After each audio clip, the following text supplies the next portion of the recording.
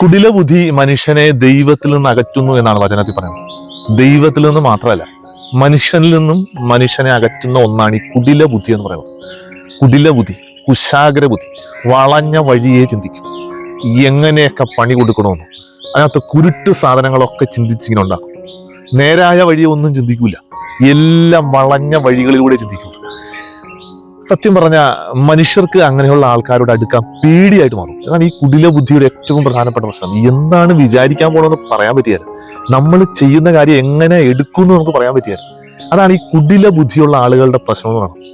അപ്പൊ കുടില ബുദ്ധി മനുഷ്യനെ ദൈവത്തിൽ നിന്ന് അകറ്റും എന്ന് പറഞ്ഞാൽ, ശരിക്കും പച്ച മലയാളത്തിൽ പറഞ്ഞാൽ മനുഷ്യനെ അത് മനുഷ്യനിൽ നിന്ന് അകറ്റുകയാണ്.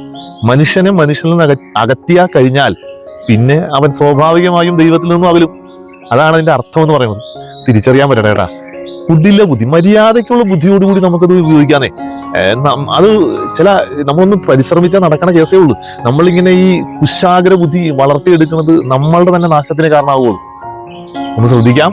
ഈശോ നമ്മളെ സമൃദ്ധമായിട്ട് അനുഗ്രഹിക്കട്ടെ.